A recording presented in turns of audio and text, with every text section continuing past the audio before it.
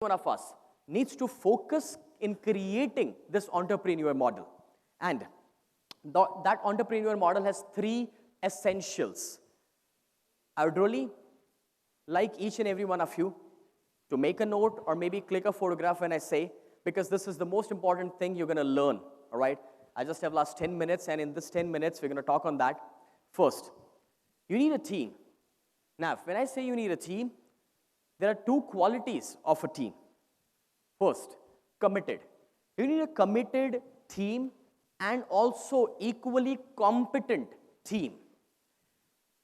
एक छोटा सा एग्जाम्पल लेते हैं. आपने एक सेल्स वाले बंदे को हायर किया है. He is committed and he is ready to do each and everything. You guide him, but the challenge is, if he doesn't have the competency, even after taking 25 meetings in a day, he's not able to convert one. He's not able to sell even one. And that's where competency lacks, तो commitment का कोई मतलब नहीं रहेगा.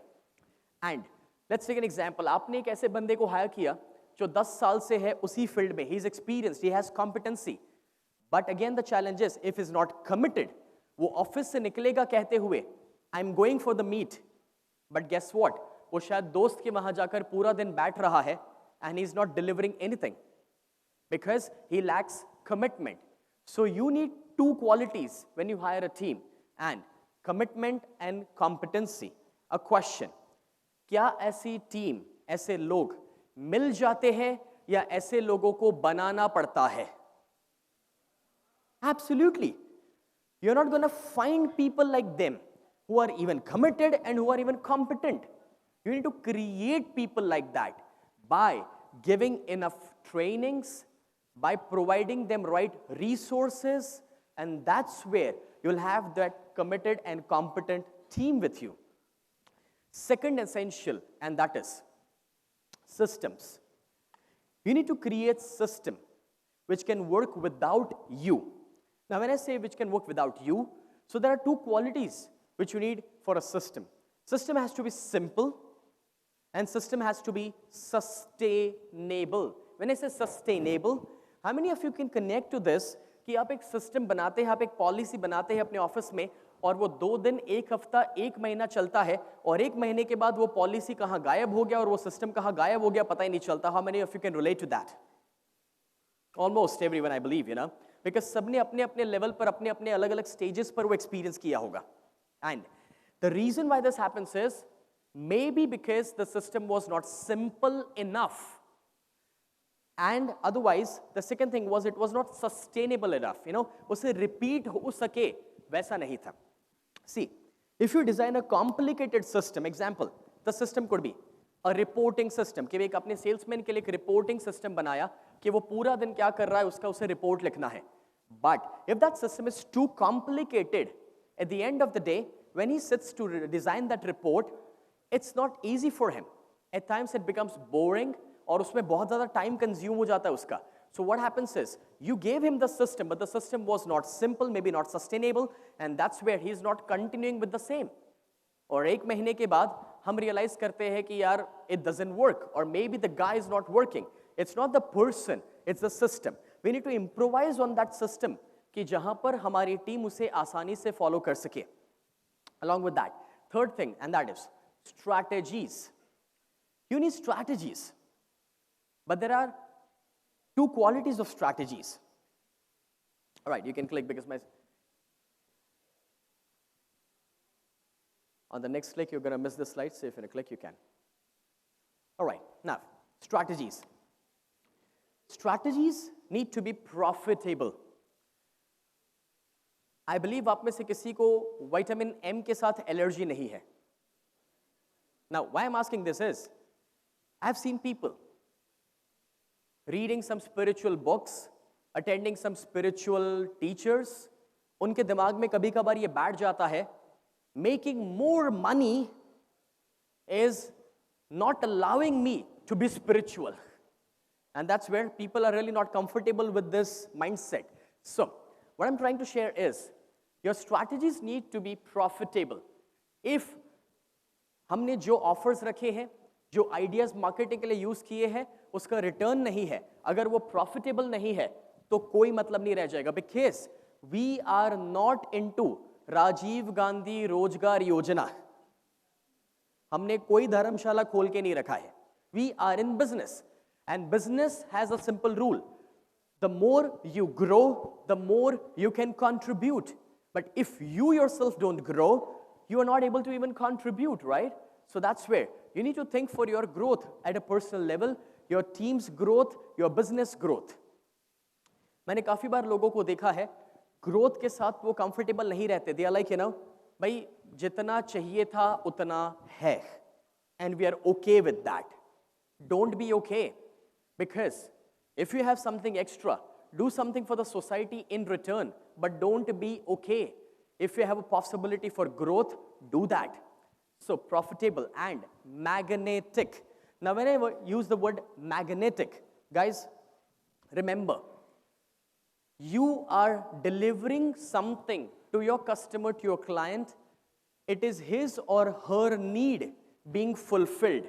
अब अगर customer की जरूरत पूरी हो रही है, my question to you is, आपको कस्टमर के पीछे भागना चाहिए या कस्टमर को आपके पीछे आना चाहिए? मगर वो शायद सबके साथ नहीं हो रहा है, right? Because your strategies are not magnetic, and that's what I'm talking about. अब जैसे मैंने कहा, it's just 45 minutes and it's not possible to take each and every topic into detail, because ये हर एक topic पर हम एक-एक दिन बात कर सकते हैं कि how to create such magnetic strategies, how to create profitable strategies, how to create such simple and sustainable, systems. But then you need these three things. I would like to repeat that. First is team. Team कैसी होनी चाहिए? I want to hear it from you. Committed and competent. Awesome. Systems कैसी होनी चाहिए? Simple and sustainable. Or strategies? Magnetic and profitable. Now, some time back, I started my business at the age of 17. And when I started, I was in debt. My dad had given me a 22 lakh debt. That's where I started my business. And उस समय जो भी field में मैंने शुरुआत किया, I wanted the business to be scalable. और अलग-अलग ventures, अलग-अलग businesses में मैं आया. My first business was nothing but training. That's what I'm doing right now. And when I started with the training business, I hope you can understand that business is not scalable, because I have 365 days. And if I need to work each and every day, you can understand there's a limitation of my working. There's a limitation of my personal time and my personal presence. So that's where, to make this business scalable, what we did was simple. We created a chain of trainers, a pool of trainers. Today, I have more than 1,000 trainers across India, trained by me. And now it has been 20 years, more than 2 million people have attended my live seminars. And if I include the trainers' work, that would be huge. But as I told you, we need to have something which was scalable. Even आज मेरे video seminars चल रहे हैं जो मेरे बिना चल रहे हैं, right? I have online training sessions जिसमें मेरे presence की ज़रूरत नहीं है. It is just a one-time effort. So think in that way कि कैसे आप अपने काम को scalable कर सकते हैं. But learning all this, guess what? कल जब आप अपने रूटीन काम में शुरू करेंगे ये सोचने पर कि okay, let me now create a team, let me create committed and competent team, what happens is कि there would be some kind of resistance, there would be challenges. It's not going to be that easy to just go out there and implement. When there is resistance, your mind plays a game with you, and the game is change takes time. And you know what? You will stop taking actions. Because जब आपका mind आपको ये कहता है कि वक्त लगेगा, एक रात में थोड़ी हो जाएगा, एक दिन में थोड़ी हो जाएगा, आप एक्शन लेना ही बंद कर देते हैं. See, I'd like to share with you, change takes conscious attention, commitment, and practice. Let's take a small example. Let's do something. Keep your hands free. I just want you to do an experiment with me. Keep your hands free. दोनों हाथों को सामने रखिए. All right. Mix up. All right. अब check कौन सा thumb ऊपर है. Is your right thumb up or left thumb? Whatever it is, just observe it. Just observe it. All right. Nav, open, change. दूसरा वाला thumb ऊपर लेकर आइए. दूसरा वाला, change it. Is it comfortable? Maybe not. पहले जितना नहीं है. Okay. Nav, just be there. पुराना वाला लेकर आइए, the old one. All right. New. Old, new, old, new, old, new. Hold it on new. Is it comfortable now? Simple. So, if we say change takes time, is lie. Change takes conscious attention, commitment and practice. See, what you did was you gave attention. You were committed enough to be with it. And it was a practice which you did. And that's where it works. So see, whatever you have learned, it can work. But आपको उसके साथ जुड़े रहना पड़ेगा. एक बार try किया, if it doesn't work and if you stop, you won't get results. So, either you can get success, either you're going to get learning. Because there is nothing called failure. Either you can get success, either you can get learning. There's nothing called failure. Keep trying. That's what I'm saying, right? And always remember, when people say Rome was not built in a day, this is a lie. Because अगर लोग कहते हैं कि रोम को बनने में बहुत बरस लग गए थे, तो एक रात में या एक दिन में मैं थोड़ी अपने बिजनेस या मेरे काम को बदल के रख दूंगा. Then the truth is, Rome was not built in a day is a lie. The truth is, Rome was built every day.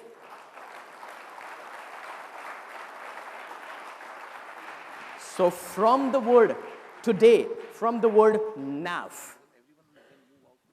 that's what जो आपको पता है सही है आपके लिए, जो सही एक्शंस की जरूरत है, जो प्लानिंग आपने किया है, start executing that, start implementing that. And if you do so, always remember, Rome was built every day. Thank you very much.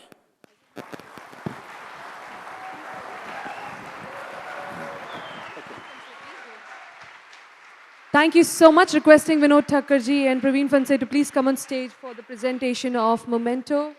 Yaar, aankh mein-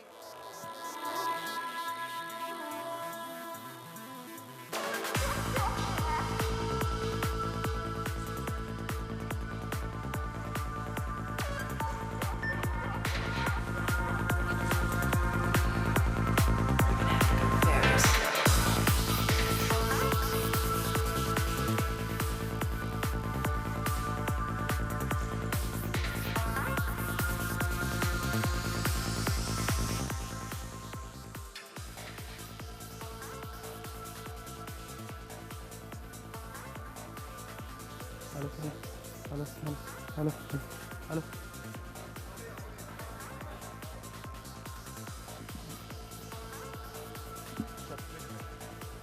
Hello. Friends, I hope you enjoy the session. Can I have a big round of applause for Dr. Sneh Desai? And it gives me immense pleasure to present the certificate. Let me read the citation. I think yesterday I couldn't read that. As I said, I would urge all of you to visit the stall number 3 at Powai Ballroom. Appreciation certificate to express our gratitude to Dr. Sneh Desai for his gracious presence and significant contribution in making the 9th NAR India Annual Convention a grand success. We are pleased to sponsor adoption of a pregnant mother under Adopt a Mother program, which will be provide her full antenatal care during her pregnancy at her doorstep. Presented by Convention Chairman Vinod Thakkar and Praveen Phanse at this convention.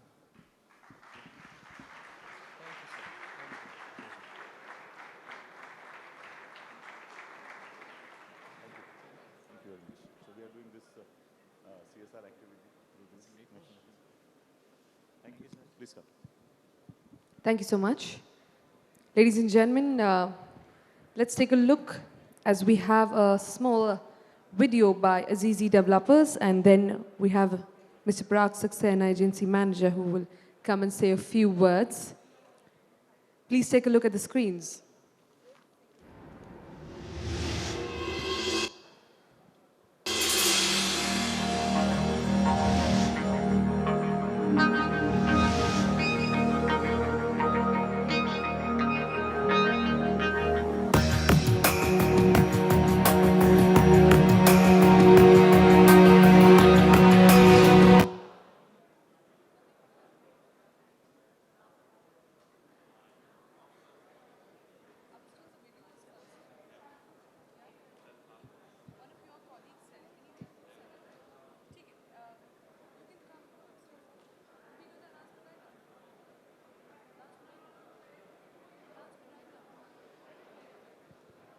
So once again, we have Mr. Parag Saxena from Azizi Developers.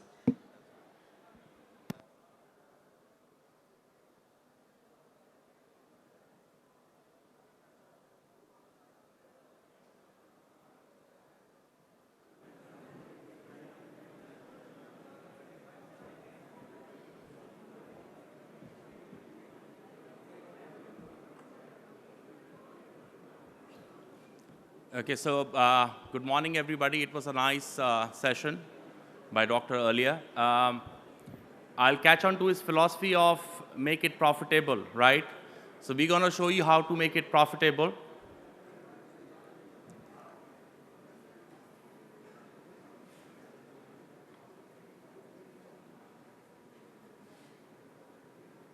It's not working. The green one, yeah. Okay, so just to give you a quick slide of to what Azizi Developments is all about, I'll quickly cover it for you. Okay, so we are a developer based in Dubai. We were voted as a developer of the year for 2016. We have an official registered office in Chennai in India. We have more than 1,300 plus employees, over 100 plus projects. The value of our ongoing projects is roughly 34,000 crores. The value of our upcoming projects is roughly 1,02,000 crores. We're located in almost every part of Dubai. We have an exclusive tie-up with Maidan and Dubai Land Department. Our delivery period across all our projects always remains under 22 months. Our investment starts 78 lakhs Indian rupees onwards, and there is mortgage available for every Indian citizen starting at an interest rate of 4.49% reducing. Okay. As I said, we are located in every part of Dubai. So, what is it that the Indian government allows and the Reserve Bank of India allows an Indian to invest overseas in real estate? So yes, it is allowed, and the value that it is allowed is $250,000 per annum per person. So in terms of INR, you can invest 1.6 crores, or if you buy a property under a joint name in Dubai, you can invest up to 3.2 crores per annum, right? It's officially legally available. So, in terms of number of nationalities which invest in Dubai, Dubai ranks number 1. There are 202 nationalities that invest in Dubai, the highest in the world, more than even London. To give you a snapshot, the biggest investing community in Dubai undoubtedly is Indians. And that's the value that Indians have invested in 2016, roughly 34,000 crores. Is what Indians have invested in Dubai last year. Okay? Why do Indians invest in real estate? Lot of reasons. High rental income. Very importantly, it's a dollar-denominated investment. The currency gains are there. It's easy to manage. It's very easy to manage a property in Dubai. So these are just few of the reasons why Indians continue to invest in Dubai, correct? But the two prime reasons why Indians invest in Dubai is as follows. First of all, the annual yield in Dubai is roughly 12.5% higher than compared to India. And the second most important reasons why Indians invest in Dubai is this. It's the youngest real estate market of the world. One of the major reasons why Indians invest in Dubai. Okay? So, why Azizi? Very simple, I'll talk your language. I have to make sense to you. This is what we have opened our shop for in India. We're going to release a brokerage of roughly 250 crores by December 2018, correct? And the second reason why we are here will be shown by the video, right? Can we have the video, please?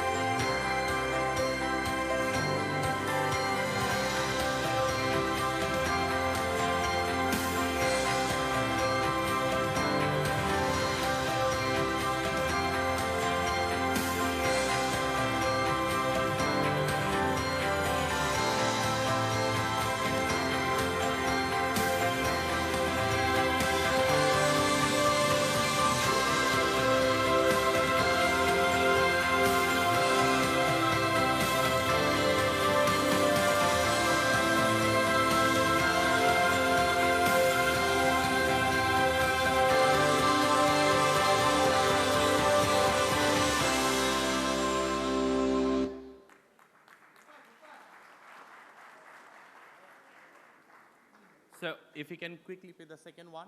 So you saw the master development that's called as Maidan. We're going to show you what we're going to deliver as Azizi in this project, yeah?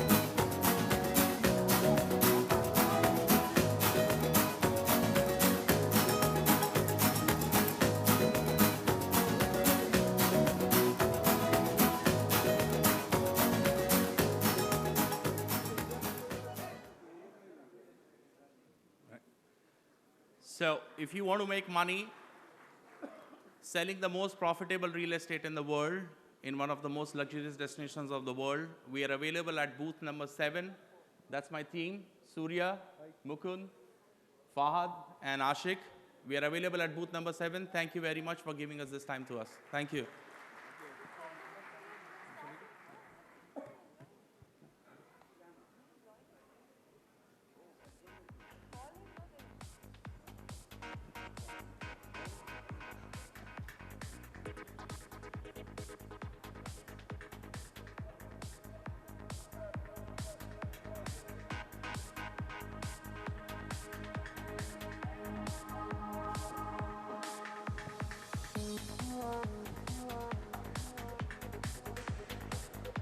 Well, ladies and gentlemen, a couple of announcements before we move on to our panel discussion. We have 3 Twitter prizes to be given out, and for the best tweets and for the maximum number of tweets. So we have 3 of our winners. One which was from yesterday. We have Vaibhav Nayak, Madhu Gatani, and Joske Thompson. So 3 of our winners, requesting you please join us on stage. Are they here? Any of the winners here? Yeah. That's Vaibhav Nayak. Congratulations, Vaibhav. Can I get a gift, please? Just give it one, only one. I think only one person's here. Also, we're doing our lucky draw right now. And can I have the bowl as well? Hi, congratulations. Yeah? Can I have the gift?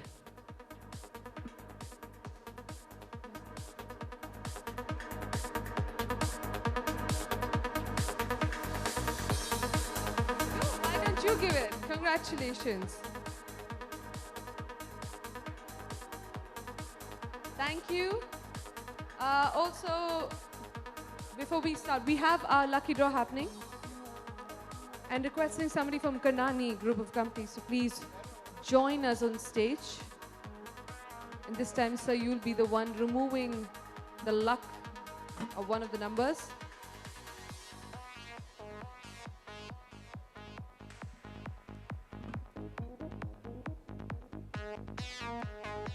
What is that? Okay, it's a 0 serial number again. 0844. 0844. 0844. Not there. So one more.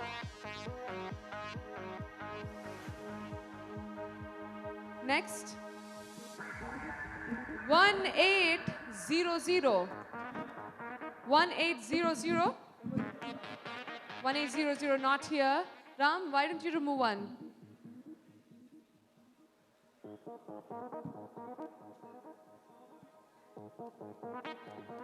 Yes, this is 1731.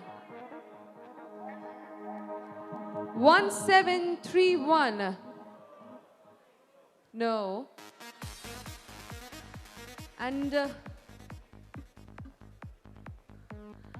it's 0767. Yay! We found our winner! 0767, congratulations, you get a prize from, it's a luxury watch. Congratulations. The award is the lucky draw sponsor, Karnani Group of Companies. Thank you so much. Dhiren Gandhi from Ahmedabad. Can you put this back?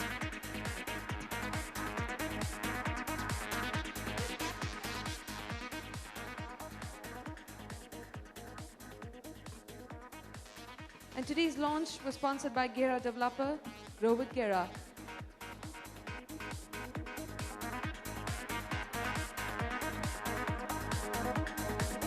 And quickly moving on to our next panel discussion, ladies and gentlemen.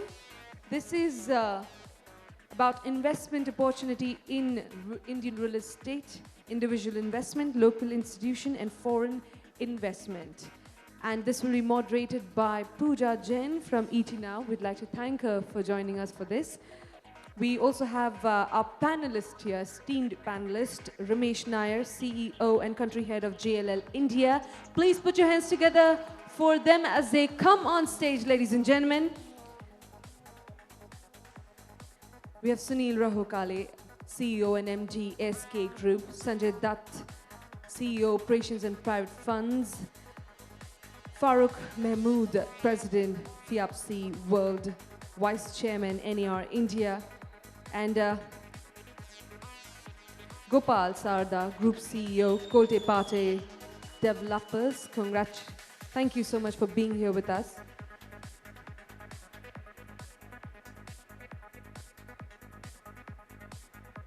If I could have you shift. With this, I'd like to hand it over to Pooja Jain, the gorgeous lady.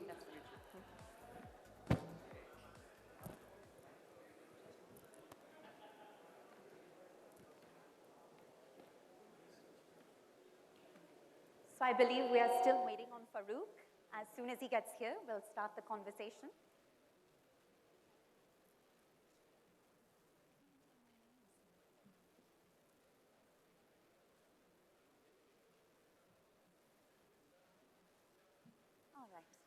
All right, we'll continue. Excellent. All right, ladies and gentlemen, thank you so much for being here. There is no questioning the contribution of the real estate sector to our country's economy. In fact, research indicates that the Indian real estate market is projected to exceed $180 billion by the year 2020. But that said, in recent years, it's also become increasingly challenging to generate returns in this business due to excess inventory, pricing that's deemed as exorbitant sometimes, and boom and bust cycles that are difficult to predict. So we thought that we would, can everyone hear me? Louder, all right. We upped the volume there. Thank you so much. So as I was mentioning, in recent years, it's also become increasingly challenging to generate returns in this business in light of oversupply, excess inventory, boom and bust cycles that are difficult to predict. Please. All right, I'm going to go for the handheld, unless we're good on sound. Can everyone hear me? Excellent. So we thought we'd take this afternoon as an opportunity to have a focused conversation on some of the investment opportunities in the Indian real estate sector, along with the challenges. So luckily, I'm joined by a very distinguished panel to help me in doing just that. And this first question I pose to the whole panel: help us understand what are some of the ground realities when it comes to investing in Indian real estate, just to set everything into context. Help us separate fact from fiction. I'd like to start with you, sir. Hi, everyone. Hey, how are you? I think it's a very broad question, and I would start by taking you back to 2005 when the foreign direct investment was opened in India in real estate. And we, at that point in time, roughly received about 27 to $30 billion of investments, of which very few made money, most lost money. And they lost money not because of in India, they lost money practically everywhere in the world. The lessons for country was that we had very restrictive foreign direct investment in real estate as a policy. So it was not allowing investors to make informed decisions. Secondly, the developers actually did not understand equity. Developers always borrowed money as a loan, and they paid 10 or 15% at that point of time, or maybe higher. And they were content with that because equity return expectations were very high. So initially, some of the developers actually borrowed equity, thinking they're borrowing debt. So it's not really equity. Some actually thought that we don't have to return the money at all. It's free. So they were able to use all that money over the years. The lessons learned was that India was evolving. It was at a very young stage of development and learning. Learning since then is that the investors now, at that point of time, there were about 150 investors. I used to call them REITs. I used to call them REITs because they were called real estate investment tourists. They would look at investment opportunities in India, tour, and maybe or may not be making investments. All those who did lost money. All those who did not invest money made money, or rather saved money. The reality is that now they know which developers are serious about real estate development as a long-term objective, and which developers are opportunistic, or they're playing on some leverage, whether it's land or whichever opportunity. And therefore, they now want to go with developers which are very disciplined in their business. And more importantly, all those investors who actually established their offices in India, which means if they had locals as managers, survived and gained confidence, even if they were foreign nationals. Some of them had sent Indians, foreigners of Indian origin. They were like Indians, but they were actually Americans or Europeans. And they thought they're Indians and they would know India, but they had no clue about India. Sure. So they lost money because of that. But in short, the learning was that if you are really grounded, if you really want to make investment in India, you need to understand not a country. You need to understand the country, the state, the city, the district in which this property is, and where you're investing. So I think this learning since 2005 has been remarkable. And in the meanwhile, the developers have also learned. I must say the consultants have also learned in the process. Banks have learned. So I think there's a learning curve which has evolved, and there's still a curve. It's still not ended. But whatever we've seen so far is positive news. And we think the money that is being invested in India, the chances of seeing return on investments are very high, almost certain, if they stick to the fundamentals of investments. Sunil, I'd like your point of view here. Do you share the same school of thought? Yeah, I think we as a country, real estate is the single largest asset class is held by individuals in their personal investments. Apart from gold, the financial investments are still a way away. And what we see today, maybe there is a small amount of shift from a physical assets to the financial assets, and that's where the flows in the capital market are abnormally high. Last month, just to give an example, 20,000 crore is the new flow, net new flow has been into the capital market. That does not mean the individuals are not going to allocate money to real estate. Now let's understand what was the story. India story 10 years back, post the dot-com burst, a lot of individuals have got benefited by the inflection point of Indian economy, and largely driven by services-led economy. IT, ITS, banks, insurance companies, telecom companies, a lot of younger people got a lot of jobs. The interest rate of mortgages was 16% per annum, compounded annually, has fallen down to something like 8% in 2004 and 5. Excess liquidity, services-led economy actually help people to acquire their dream home and as well as do surplus investment into properties. Now, all these years, people have bought properties, people have used the end-use properties, and people could able to sell the properties. So investment is where you acquire, you sell after a desired period of time, and you see some returns out of it. In today's context, the illiquidity portion, which is integral part of the real estate asset class, which we need to understand, it is not a linear A is equal to B and B is equal to C. If I buy at 4,000 rupees, that means it has to go only up. It is not possible for any asset class in the world, and real estate is no exception to it. So we need to understand that post-global financial crisis, so there are institutional investors, foreign investors, there are private equity investors like us, have come into the marketplace, have understood the nuances of the asset class, correct? Obviously, you can't look at the whole India as one, as many, and let's be practical about it, that we are no doubt by anybody's imagination is the highest, largest growth economy, which is given. Number two, world is disruptive. And we are fortunate that our leader is disruptive. Our prime minister is a disruptive prime minister. So in a growth economy, if you have a disruptive leader, only those people would survive who has basic fundamentals in place, in whatever you do. And for real estate, it is no more a gut. It is no more, as Sanjay rightly mentioned, it's a skill set of licensing or skill set of acquiring assets. It has to be an end-to-end. So you need to have customer centricity. That is the biggest learning. You need to understand the financial discipline is the second understanding.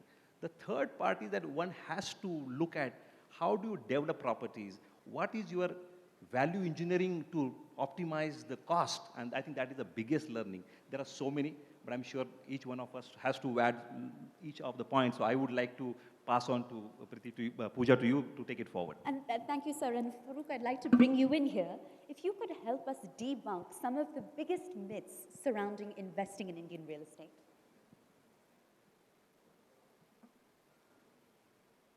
Well, it's a myth, that's all I can say, the biggest myth. And from that perspective, I think I'm one who sees things more as the glass half full than the glass half empty. Now, it's left to the investors or the high net worth individuals who are wanting to put in money to see it the way it is. A negative thinking person or a conservative person would look at it as a glass half empty, but the positive side would look at it as a glass half full. So it's perception. And from that perspective, I would say that India, and you can't use the whole thing as one size fits all, as I mentioned. And you need to look at micro markets, which market, which location, even in a city, if one looks at, a location and a zone wouldn't be doing as well as another particular area. So it's not that like you go into a Mercedes store and say, I want to buy a Mercedes and, you know, which is the best car available. There's one starting at 15 or 20 lakhs, going up to 5 crores. So you've got to analyze and see which is the one that you're looking for, which is the one that fits you, which is the one that fits your budget right. And there's plenty of opportunity in this sector. And I see that you do your picking right, and you are the right place, you have the fundamentals right, like he's mentioned, you need to back a pedigreed horse. When I mean a pedigreed horse, you need to choose the right developer with the right location at the right time at the right price, and you can't be wrong. Well, I'd like to build on that, what Farooq has mentioned. And in your view, Ramesh, are there certain subsectors within the Indian real estate sector that are especially well poised for growth? For example, there's a lot of talk about tier 1 cities having reached a saturation point. Do you believe that to be true? Which geographies do we need to be focused on? So I'll just touch on the macro before getting into micro. There are a lot of people who said that the real estate markets will fall 30% post demonetization, and Farooq and me were just discussing before the session. These people who come on TV and talk about 30% drop, these are typically the stock market gurus who sit in these TV channels. Before predicting even 1% drop of a TCS or a Reliance share, they do hundreds of analysis. But without any analysis, they sit in TV channel studios and predict a 30% drop in real estate values. We have analyzed what the trends have been post demonetization. Unfortunately, sales is down, but prices of finished apartments, the worst hit markets also haven't seen more than a 7 to 8% drop. So that's something we need to. And markets which saw a drop, the asset classes which saw a drop were basically plotted layouts. You saw agricultural land losing more value. We saw secondary apartments losing value. Commercial, 0% impact on demonetization. Retail, 0% impact.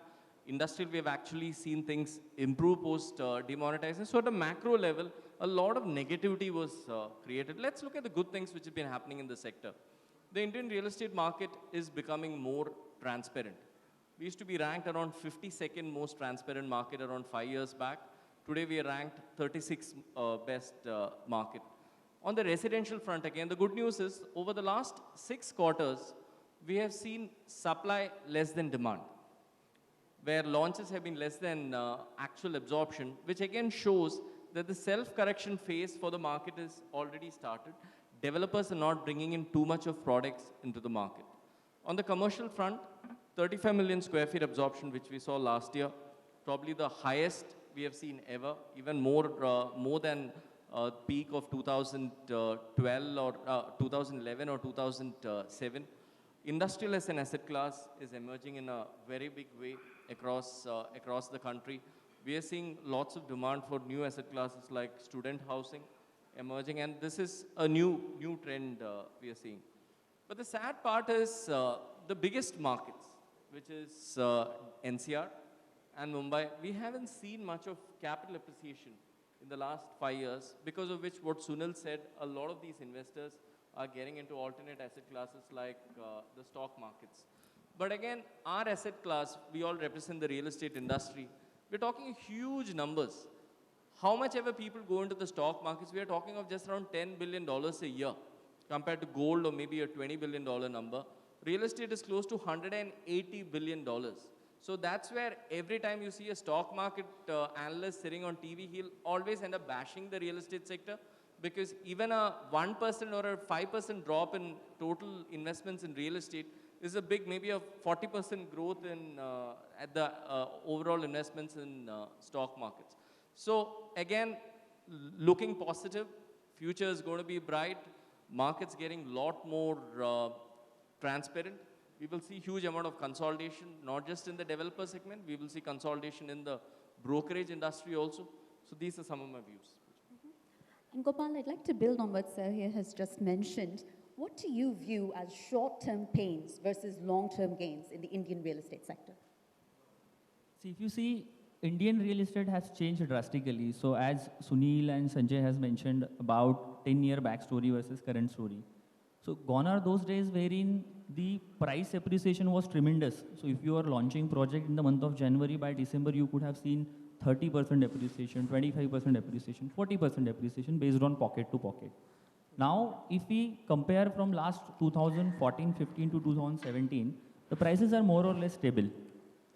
In terms of challenges, we have seen a lot of challenges. So government has continuously changed their policy. So it's like developers have entered in a ring, there were a set of rules, and all of a sudden you are changing the rules from back. So So this is the first and foremost challenge, because if you are asking someone to enter in the ring and then you are changing the rules, so that is not a fair game. So that's where somewhere we have seen some kind of pains. So in terms of approval challenges were there. So earlier MOEF is a sort of NOC wherein developers have waited for 1.5 years, 2 years. So you understand, if someone has put 400, 300 crore in land parcels and thereafter 1.5 year, 2 year waiting period. So that is somewhere killing their profit margin.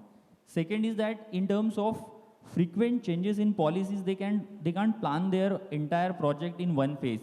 So phase 1, phase 2, phase 3, there are some bigger developments. So 2 million, 3 million sort of development. And there is a change in terms of the product also. So earlier, in terms of spacious apartment was the flavor of the market. Now if you see from last 2 years, the flavor has changed, and now compact housing, or in terms of ticket size, or in terms of landing prices, is what developers are focusing because of the budget concern. So all of a sudden phase 1, phase 2 have started and designed the entire thing, but due to the demand of the market, because we have to launch our product as per the demand in the market. So you have to do some changes in D&D. Then again, you have to go to the authorities and obtain the approvals. So this is one of the challenge. But slowly now, government is saying they are started doing ease of doing business, but it's still on the paper, the practicality, the pulse of the market is different. So I think more and more transparency has started in terms of RERA, demonetization, GST. It's like a complete sectorial transformation. Short term, obviously, this is more of a velocity and volume game. So since the prices have stable, now being a business guy or any business community, they'll keep on focusing on cash flow. Either you have to focus on your EBITDAs or you have to focus on cash flow. So EBITDA is only possible when your cost is in control and your prices are going up. Since these parameters are not in your hand, you should focus on the cash flow parameter, and that's where it's more of a value-based business. So if you see, prices are stable, but volume is there in the market. So a good developers, A-grade developers, all over India level, if 25, 30 developers, they are still doing good. In spite of, in this turbulence in the market, still last year, 2 million square feet plus sale is what we are doing. And other good guys are also achieving the same sort of sales. So I feel it's short term, yes, it's a sectorial transformation happening. But over a period of time, real estate industry will become a service provider, more of a manufacturing sector, and we have to promote ourselves as a factory. Now we do not have to put too much of money in the land cost. We can easily go to the landowners, mention them that we are a factory, we are good at sales, we are good at construction, get your land processed from this factory. Whatever free cash flows are there, give us 1 share, you keep 1 share. That's the model slowly all big developers have started building. And landowner also has accepted the fact that this kind of huge investment upfront money is not going to come to them. So they have now understanding that milestone link payment will come. They have now understand that their full land consideration will come over a period of time with some sort of, obviously, inflation coming into the picture. So short term, yes, we will say some sort of stress is there in the market, but good developers are still performing. Brand plays a vital role. And if you are good in terms of your overall hygiene check, in terms of your execution, in terms of your professionalism, in terms of your transparency for doing the business, long term, there is a huge growth in the business. That is what I feel. I have a point to add very Please, quickly. sir, please. Very quickly. Most of the times I've seen discussions hover around investments. And I'm telling you, this is not the problem of investments. It's about exits. It's about booking profit. The current problem in retail investments and speculative investments across the country is because the investors who went 10, 15 years ago have not exited, have not booked profit. They're struggling to take money out. If they're not going to take the money out, how will they reinvest? How will the market then really grow? The market only grows when you actually trade the stock, when you churn your capital multiple times to make investments. I think somehow we've not learned the lesson on when to book the profit. The greed demands that you continue to hold and see the prices go up, and that's why we end up in this situation. Farooq, please chime in. Taking where Sanjay left, this is where I'm saying this is a time of India that's arrived, where RERA has come in. This is what we're talking about, transparency. Investors used to ask me earlier, what's the exit route? The first question before investment was, what is the exit route? I couldn't see any route, or the only route I saw was a curved lane there and leading to nowhere. But today, transparency, ethics, I mean, these were all words in a dictionary which are now put in there. And the best thing is it's got teeth. If you don't perform, you get penalized. Not just penalized, if you don't perform, you get penalized and you still go to prison, which I think is a fantastic thing. I wouldn't worry if I was a developer who's promising and delivering the same. If I'm promising blue marble and giving green, yes, I have something to worry. If I'm a broker who's saying that I'm giving you golden ceilings when they've promised you white, I have to worry. But if I'm promising you white and giving you white, I see that just as a word in an agreement. So this, I think, is a major game changer. This is the right time for us to be here because our gates are open for investment. Everybody and anybody is looking at India at this point in time to bring in money. This transparency, the act, is the best thing that's happened to us. We're all hooing, hawing because we've got demonetization, we've had RERA, we've had GST, we've had all the problems too fast. If this was done in a kind of a structured manner, 1 year of demonetization, next year RERA, the next year GST, I think this would have been the smoothest flow, evolution in business that we ever needed. But it's happened too fast. But again, I'm saying, we Indians as a race are very resilient, we're very innovative, and we try to find ways of doing things, and we find ways of doing things differently. So I'm sure we're going to come out of this fast, and this is going to be the game changer of this particular industry. Sunil, I want your perspective here. Has the industry achieved that much needed accountability? And what role has recent government reform played in that equation? Yeah, so I think real estate as one sector was unorganized. There were no entry barriers for any stakeholder except banks and private equity investors. Anybody and everybody can be a realtor. Anybody and everybody can be a builder. Or anybody and everybody can be a land aggregator. But anybody and everybody cannot be a bank or a private equity investor. Okay? First time, I think after long understanding, and I think we are so happy as an industry that we've been considered as an organized industry. We have been given infrastructure status. We've been carved out the area where they would like to focus more on. And we being an industry would get a lot of such benefits which are linked. Some of these have already been visible. Some of these, like right to service in Government of Maharashtra, by giving a deferred premiums at various stages developer pays, where they don't have to really bring in all the capital at one go, but depending on various parameters, you can defer it for 3 years and 4 years. I think the cost of capital, being a banker in ICICI Bank, way back in 98 onwards, I don't remember I have ever lent to a developer less than 12.5%, which was the last I did in 2007.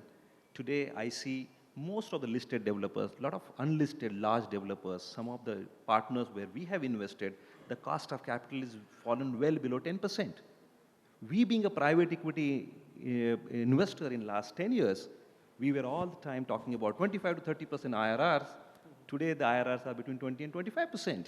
So the fundamental change in the industry is that when you become more organized, you become more transparent, you become more governed, you probably will see the reversal to the mean as far as the returns are concerned. Correct? Regression will happen, but you will be more certain. So what will happen is your margins probably will come down, but ROE will increase. And hence, I clearly feel that first and foremost, anybody, individuals, private equity, global private equity, has to understand